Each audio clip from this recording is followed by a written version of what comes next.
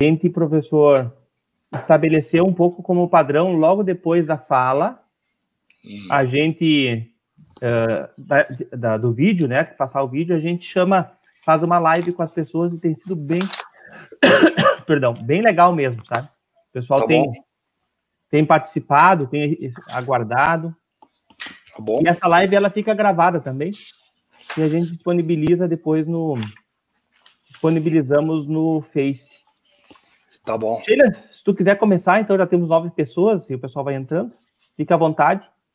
E eu vou ficar só mais um pouquinho e já vou sair e vou colocando as questões depois, tá bom? Tá, ok. Olá, boa noite a todos. Eu sou Sheila Bombana, faço parte do time do CENID 2020. Sejam todos muito bem-vindos a essa live, a última de hoje, no CENID Online. Nós acabamos de ouvir a conferência do doutor José Manuel Moran, nosso conferencista de honra dessa noite, em que ele nos falou sobre o que nós estamos aprendendo nesse momento, nesse período pelo qual nós estamos passando, e quais são as consequências disso, principalmente para a área de educação. Então, nesse momento, conforme combinado, nós temos algumas trocas de informação, um bate-papo, com algumas questões que surgiram lá nos comentários durante a conferência no Facebook e outras questões que vão aparecer nos comentários durante essa live. Doutor Moran, novamente, muito obrigado por aceitar nosso convite. Boa noite. Boa noite, Sheila. Boa noite, professor Adriano, que estava aí há pouco, está aí ao lado. Está aí, é isso aí. Boa noite a todos. Depois de um longo dia, pelo que eu vi, e depois de ter me ouvido a gravação que foi feita, eu fico muito feliz em poder participar com vocês remotamente, em poder reencontrar professores de Passo Fundo e da região e de outros, tanto da universidade como de outros que estão inscritos aí no evento. E fico um pouco assim à disposição de vocês, que o vídeo está disponível. Algumas questões eu fui olhando assim, como a gente está aprendendo muito assim nesse momento, e muitas trocas, e enfim, isso é legal, e muitas consequências que a gente está vendo em todas as áreas. Então, fico muito feliz. E eu gostaria, assim, que vocês fosse mais um bate-papo. As ideias já estão lá, e agora ver quais são as questões que para vocês fazem mais sentido, se vocês pensam igual, não pensam, enfim. Nós podemos iniciar, então, com uma questão que foi feita lá na conferência do Facebook, agora há pouco, que foi feita pela Fabiane Domingues. E ela pede o seguinte: professor Moran, neste período de distanciamento físico-social, percebo muitas escolas de educação infantil integrando excessivos exercícios e atividades online. Como pensar a infância e a educação dos pequenos na era tecnológica e midiática em que vivemos? Como que chama a pessoa que me perguntou, Sheila? É a Fabiane. Fabiane.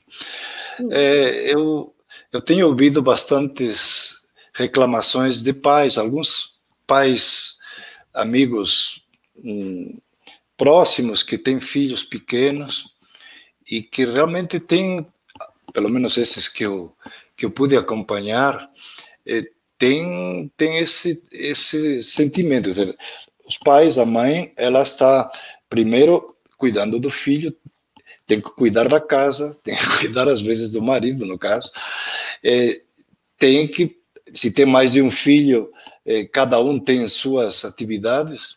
Agora, me parece um pouco exagerado pretender que uma criança pequena esteja, por exemplo, ao mesmo tempo online do que ele estaria na escola.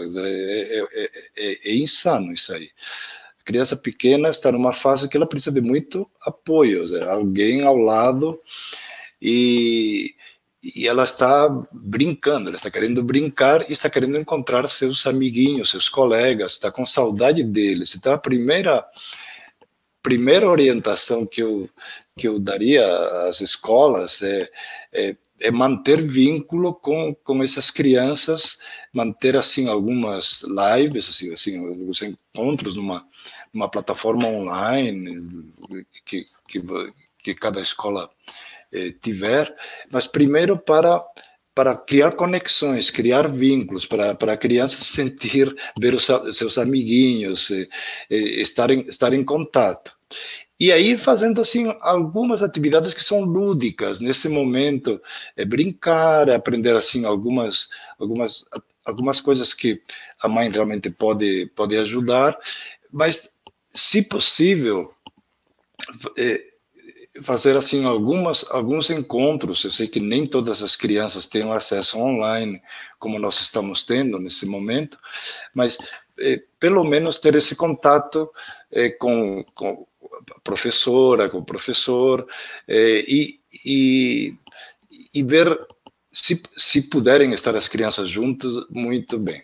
E fazendo assim pequenas coisas, fazer mais uma matéria de revisão, mais lúdica, coisas leves, não muito tempo, porque não é possível para uma criança, eu penso, o mais importante é ela, primeiro, brincar, segundo, sentir-se participante de um grupo e depois ir aprendendo com o cotidiano. Aí, claro, tem pais que têm toda uma facilidade de orientação e estão prontos para ajudar, mas tem pais que também não estão nesse mesmo ritmo. Então, a gente sabe que não é uma coisa trivial fazer. Então, se possível, façam menos atividades, mais lúdicas, mais encontros, assim, de que as crianças estejam juntos. Se não é pela plataforma, então pelo celular, que eles possam se ver em algum momento. Então, eu creio que uma coisa é trabalhar com ensino médio, ensino superior, pós-graduação, já assim ainda é complexo, mas com criança eu acho que nesse momento ela deveria estar aprendendo, como sempre, brincando e com bastante suporte, mas não esperando que fique o tempo todo que ficaria numa escola, numa sala de aula presencial. Uhum. É minha opinião, não sei. Doutor Moran, nós temos uma outra questão aqui, feita pelo Diogo Vargas. Pessoal e professor Moran, vocês têm tido problemas na aplicação da metodologia ativa? Eu, por exemplo, tenho dificuldade no entendimento dos alunos com relação ao seu papel e ao meu como professor. Não fica fácil eles engajar da maneira satisfatória para eles. Isso, na minha percepção, acontece pelo fato dos meus alunos serem adultos. Então, pelo que eu compreendi, o Diogo aqui ele tem uma dificuldade com os seus alunos de fazer eles entenderem, saírem um pouco do seu papel de aprendiz passivo. Acho que é mais ou menos isso. Eu não sei se esses adultos são alunos universitários de ensino superior ou de repente são de educação de adultos ainda, da básica, não sei, mas de qualquer forma imagino que seja no ensino superior. É difícil que os alunos aprendam ativamente online, se quando estão juntos no presencial, só têm o professor falando o tempo todo na aula. Então, quer dizer, a metodologia ativa não é para fazer somente agora que está online, é para fazer em todos os momentos, em todos os tempos, e isso tem... Se já no presencial não é fácil trabalhar as metodologias ativas, no online exige um conhecimento um pouquinho mais avançado dessa relação das metodologias com as tecnologias possíveis.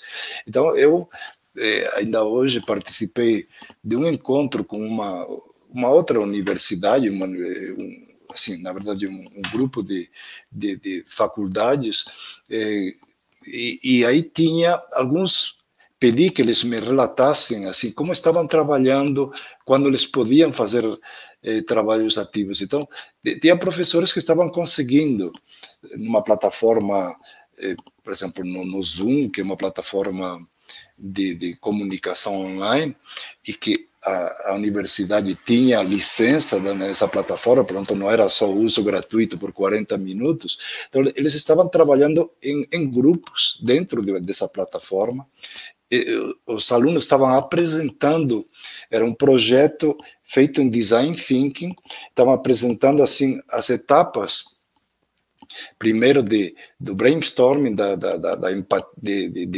de trabalhar com a empatia, a primeira fase de descoberta de ideias, saber ver qual é o problema, que as pessoas têm, para depois ir para a fase de encontrar quais são os caminhos, primeiro quais são as ideias, para depois criar um protótipo e depois tentar aplicá-lo. Então, eles estavam fazendo tudo isso em grupos, esses grupos se reuniam primeiro offline, depois algum tempo no presencial, e depois apresentavam isso para todos. Isso é fantástico, mas isso não é o que a maioria está fazendo. Então, eu entendo que faz todo sentido trabalhar ativamente, mas primeiro temos que dizer aos alunos por que isso hoje faz sentido, começar com algumas propostas simples, que são de que eles participem em alguma coisa rápida, algumas coisas que não durem muito. Se vocês dão, por exemplo, aula no mesmo período que no presencial, estão dando aula online, não fiquem o tempo todo dando aula expositiva, deem algumas atividades que os grupos façam assim, rapidamente, que estejam ligadas a esse momento, essas questões que estamos vivendo, e depois façam um compartilhamento disso. Aí realmente faz muito sentido. Mas tem que mudar essa mentalidade também dos alunos, que muitas vezes ainda estão esperando que o professor dê tudo pronto, e eles querem um diploma fácil. Na vida, o diploma fácil não vai ser muito útil num mundo tão desafiador como o que nós estamos vivendo e que viveremos a partir de agora. Outra questão aqui feita pela irmã Josiane Garcia também é algo que é bem desafiador, e é uma pergunta que aparece bastante. Concordo com sua colocação sobre o desafio desse momento em que todos estamos na EAD. Como não deixar ninguém para trás? Se referindo à fala. Consciente que nossa realidade, nem todos têm acesso à internet da mesma forma, e o desafio está posto, né? Aconteceu assim de um momento para outro, e todos têm que enfrentar esta realidade. Essa é uma questão bem real. Ninguém esperava que a gente tivesse um período tão longo. Já faz mais de um mês que estou aqui em casa, nem sei como eu estou ainda aguentando, mas na verdade é essa realidade de ficar tanto tempo encerrado não é uma coisa normal, mas de qualquer forma também mostra como a gente também demorou para perceber que o online e tudo isso faz sentido, seja quando estamos numa sala de aula e usá-lo além da sala de aula. Agora, muitos não têm o acesso que seria necessário, seria conveniente. Então, essa é uma realidade. O que as escolas e universidades estão tentando fazer, e a maior parte creio que estão fazendo bem, é diagnosticar, primeiro, quantos têm essa conexão razoável e quantos não têm. Quem é? Você tem que saber quem é quem. Quem está acessando, se você coloca algo na plataforma online, e quem não está acessando. E os que não estão acessando, vocês têm o endereço, o telefone, tem equipes, tem pessoas que se dedicam e têm que se dedicar a conectar-se, contactar essas pessoas e fazê-los chegar, seja por alguma coisa mais leve, alguma coisa offline, seja até com material impresso. Quer dizer, nós temos que usar todas as estratégias. Penso nas redes estaduais, aqui em São Paulo, no Paraná, alguns que estou acompanhando, eles tiveram que implementar, assim, depois de um tempo, deram um mês assim, de recesso, e agora estão usando televisão, plataforma e material impresso. Então, na verdade, estamos constatando uma desigualdade que nós já sabíamos, que da riqueza e a pobreza extremas que nós temos, e que se reflete no acesso também às tecnologias. O acesso à tecnologia é reflexo também do poder aquisitivo que nós temos tão diferente e das realidades tão desiguais. Então, vamos buscar esse aluno e vamos ter que ter uma certa flexibilidade quando voltarmos. Não é do EAD, porque na verdade não estamos no EAD, estamos no ensino online temporário, porque o EAD já tem uma estrutura de organização que pressupõe que normalmente o aluno acesse algo online, mas quando voltarmos nós vamos ter que ver o que aconteceu com os alunos, aqueles que estão dentro do previsto e aqueles que não desenvolveram e não acompanharam por uma série de razões, e oferecer alternativas para esses alunos para que eles possam continuar e que a gente não deixe ninguém para trás, como a senhora bem falou. Okay? A Marli Fiorentin diz que é muito bom revê-lo, professor Moran. Eu lembro da Marli, muitos anos atrás. Então, ela também lhe manda um abraço e ela faz uma pergunta. O senhor acha que, passando esse período de uso meio que forçado da tecnologia, haverá um novo olhar sobre a mesma? E as escolas passarão a ser mais digitais? Marli, prazer em estar com você. Marli foi uma das professoras que acompanhei durante um tempo, depois recebeu um prêmio aqui em São Paulo, de uma das professoras que tem já um destaque na educação básica, então, parabéns. E, respondendo a tua pergunta, é claro que a gente sempre sempre acha o melhor, gostaríamos que realmente todo mundo já sentisse essa necessidade de continuar, de que as escolas vão ser digitais, mas primeiro temos a questão que estávamos falando há pouco. Temos uma desigualdade brutal econômica, enfim, de acesso, é brutal, e não é uma coisa trivial. E segundo, não é só acesso, há todo um conjunto de competências. Ir para o digital não é só acessar, é o domínio também pedagógico junto do digital. Isso muitos alunos não têm.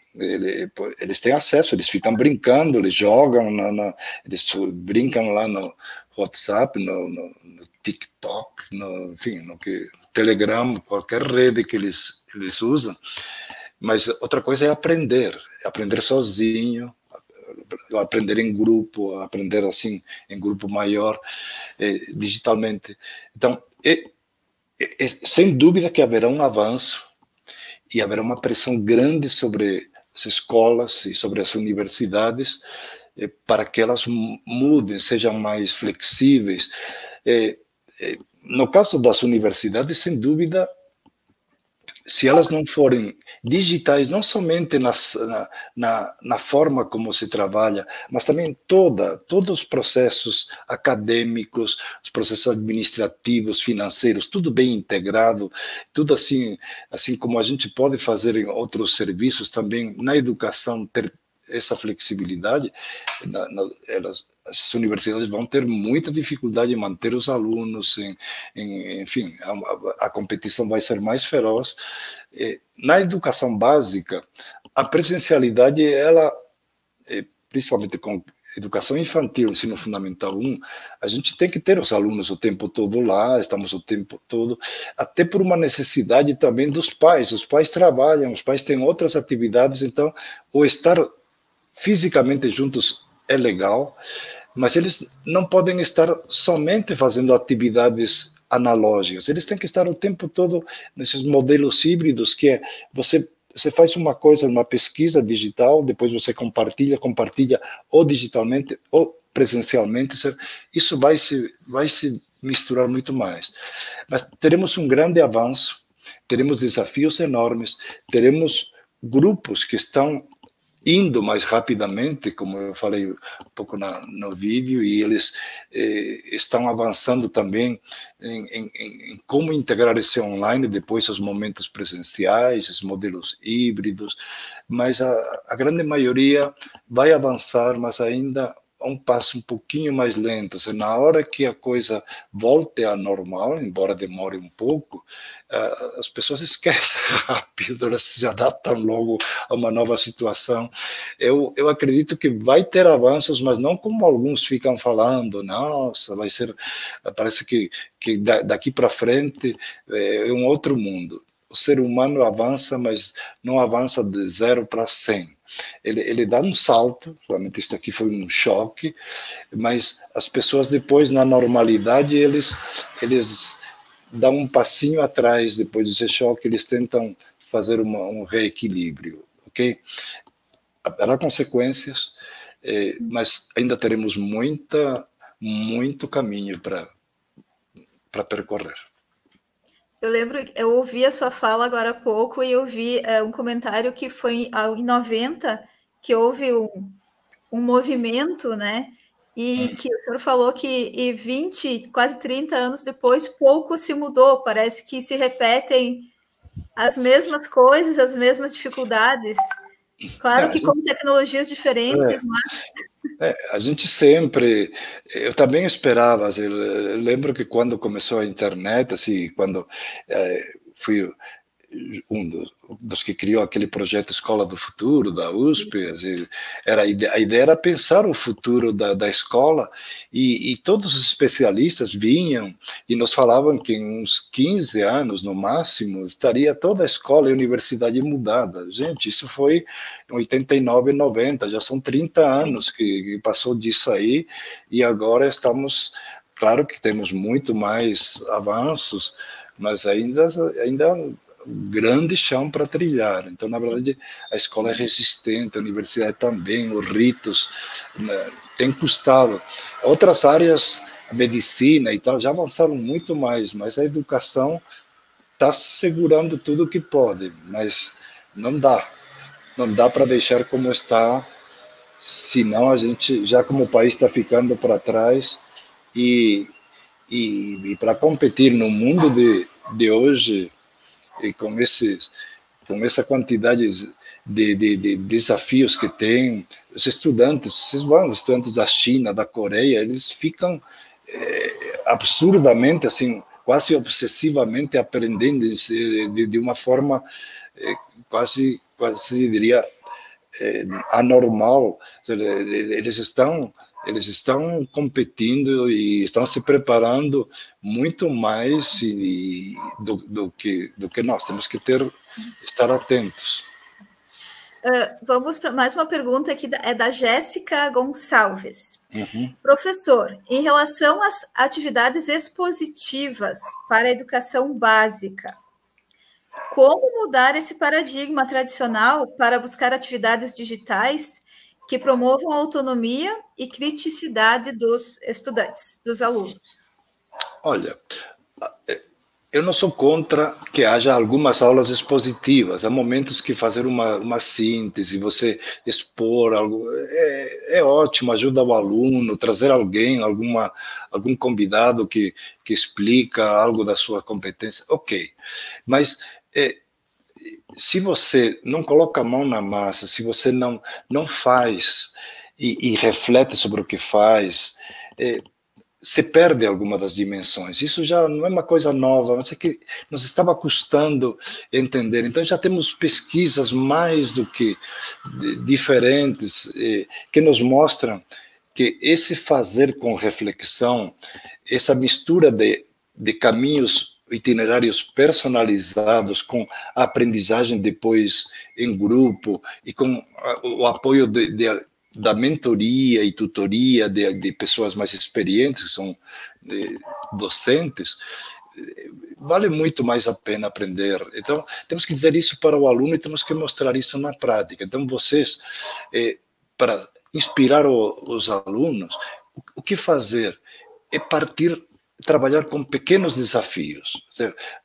Uma criança, um adolescente gosta de desafio, porque o que é um jogo quando ele está jogando? É desafio, ele está sendo desafiado, ele pode até perder a vida no jogo, não é isso? Tem fases, tem cada vez mais complexidade, ele tem que dominar mais, estar muito mais atento, e ele vai lá e fica horas jogando. Então, por que não usar alguns desafios que quando tem que pesquisar, tem que perguntar, tem que contar uma história que esteja ligada à família, à vida, à cidade, às perspectivas. Então, partir desses desafios e depois ir colocando.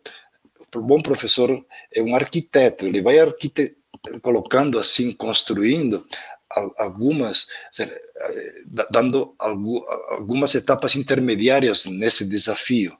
Olha, aqui tem, busca algo aqui, relata, faz uma gravação sobre algo antes de chegar a um produto final.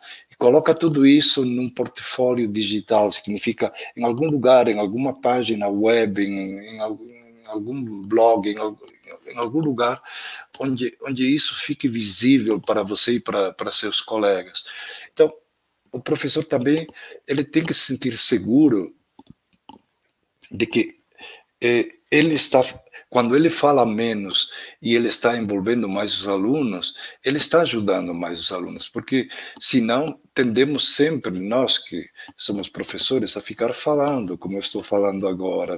Assim, enquanto eu falo, aqui no chat, estou vendo muitas pessoas comentando e às vezes estão fazendo perguntas, mas outras vezes é uma pessoa comentando com a outra. Então, essa vontade que as crianças e jovens têm de participar, a gente tem que explorar e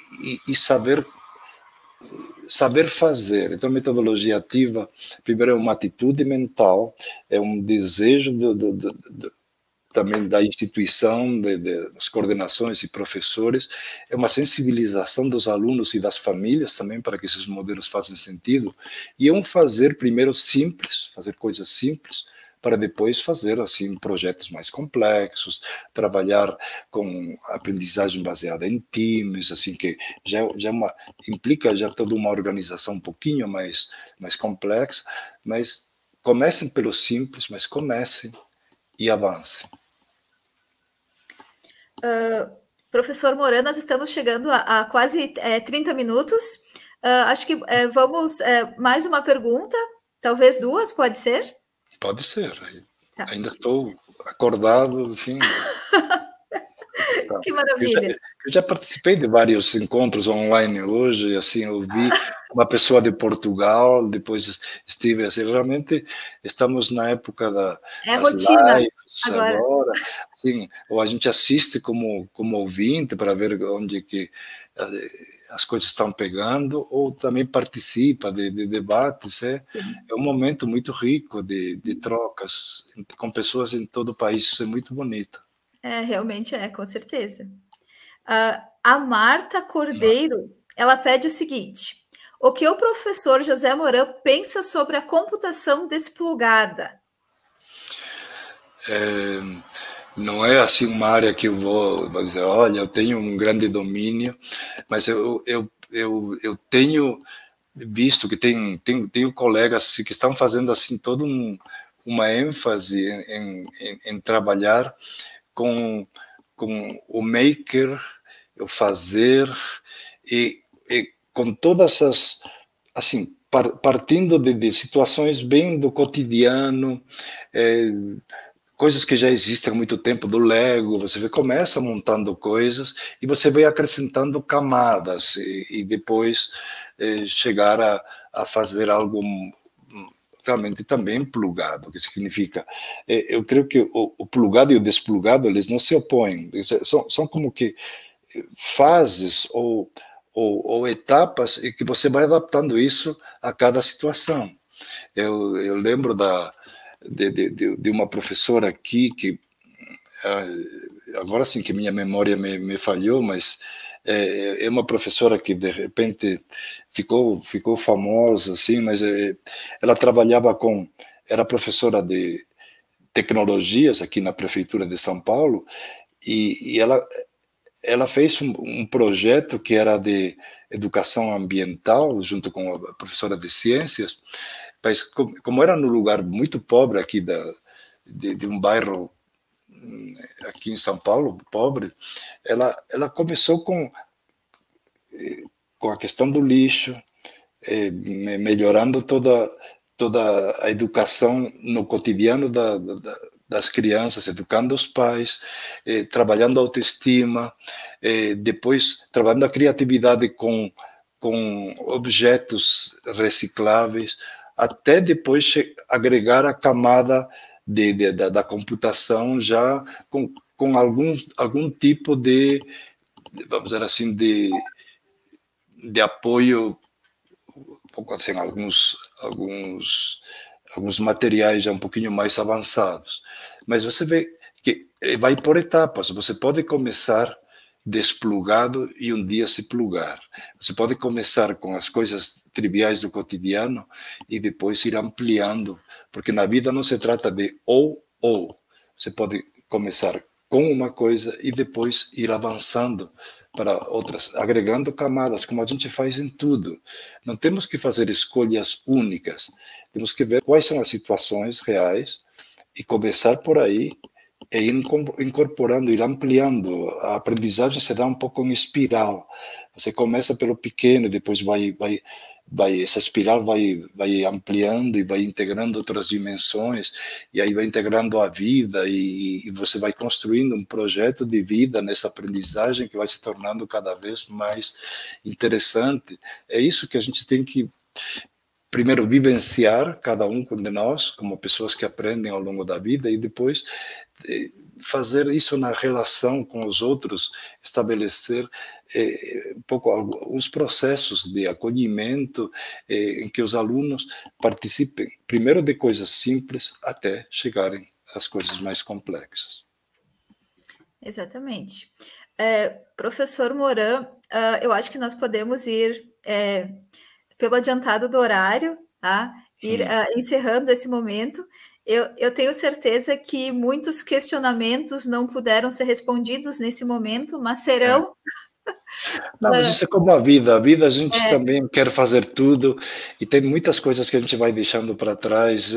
Faz parte da vida saber lidar com as dificuldades e aí um pouco a impotência que a gente tem de não realizar todos os sonhos. A gente realiza alguns, outros vão ficando pelo caminho. A mesma coisa que as perguntas de nosso bate-papo também.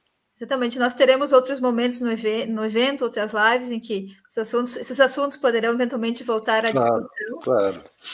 Eu quero lhe agradecer por participar do evento novamente E antes do Adriano falar, que ele já está ali com o dedinho levantado, quero lhe dizer que é uma honra poder ter mediado esse momento.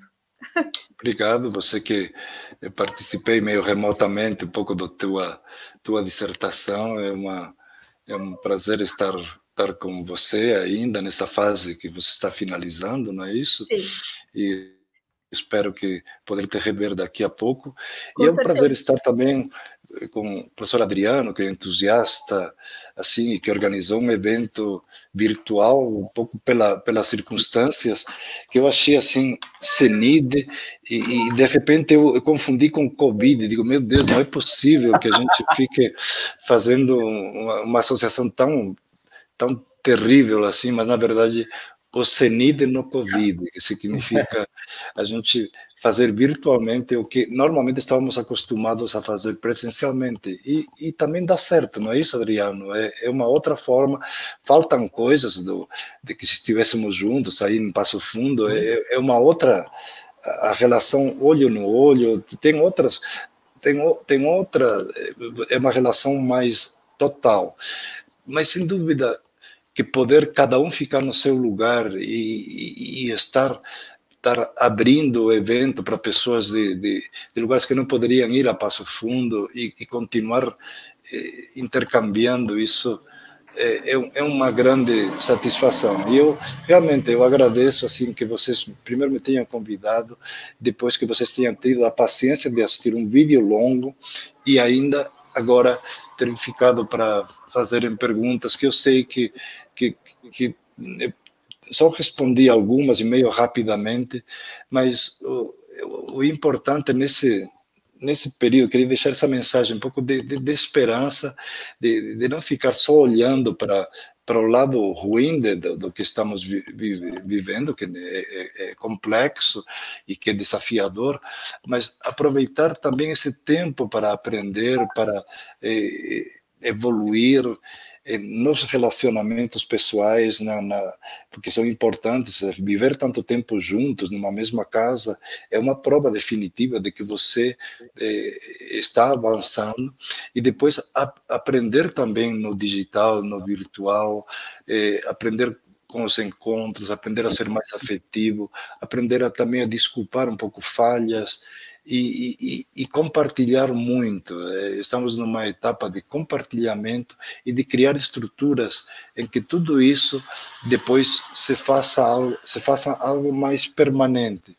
Nós temos que entrar realmente de cabeça nesse mundo que é amplo. É um mundo de como realizar-nos e como realizar-se como pessoas, como ter propósito de vida, e estar pronto para desafios de um certo empobrecimento que poderemos ter como país, desafio de perdas de muita gente que perdeu emprego e de buscar alternativas, desafios de preparar-nos para sermos pessoas produtivas e termos um grande futuro.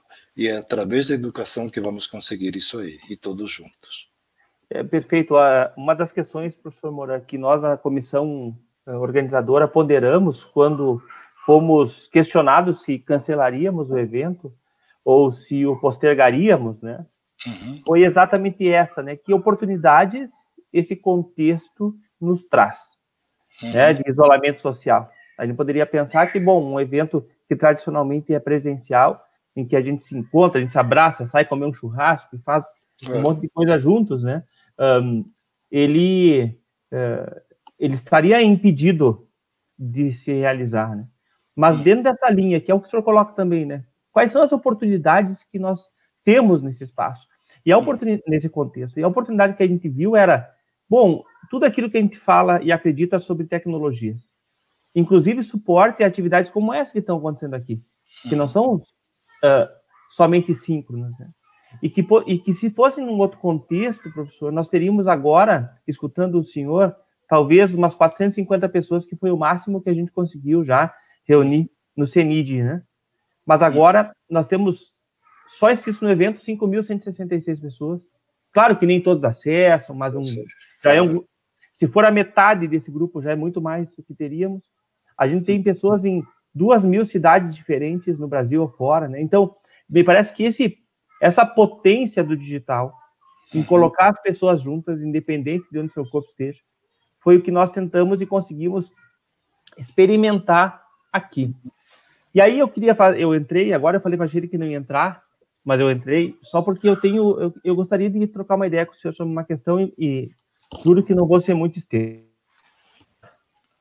A gente, obviamente, eu concordo, eu gostei, achei muito legal, assim, a sua percepção de que, óbvio que nem tudo vai mudar. Tem muita gente que está apostando todas as fichas que tudo, quando voltar, vai ser tudo absolutamente diferente.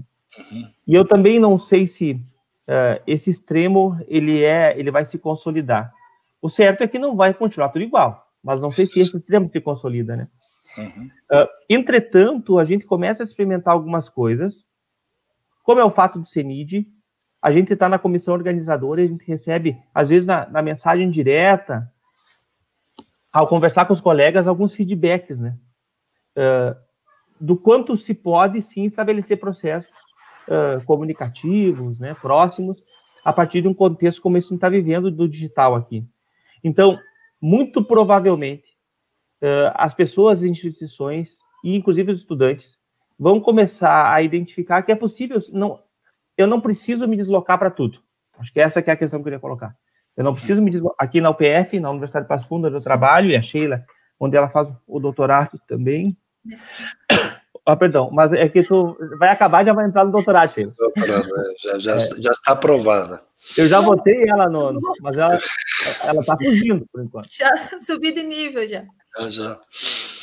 E tem pessoas que fazem 2 horas e meia para vir, 2 horas e meia para voltar, para ficar em sala de aula 3 horas. Muitas vezes numa lógica que o senhor coloca, e eu não estou aqui em absoluto criticando os colegas, porque eu reproduzo aquilo que eu conheço e acredito que funcione. Então, eu fico mais tempo no ônibus do que dentro da sala de aula para escutar alguém falar. Bom, no momento que a gente tem vários contextos e experiências em que a gente vê e identifica que eu não preciso mais me deslocar para escutar alguém falar, talvez nós tenhamos, para as instituições do ensino superior, uma situação crítica no seguinte sentido. Ou a gente faz valer a pena o deslocamento desses jovens, ou desses adultos, ou dessas crianças, para estarem juntas fisicamente, ou a gente tende a perder a relevância. Eu gostaria de parar aqui e escutar um pouco o senhor sobre esse cenário que eu pintei aqui.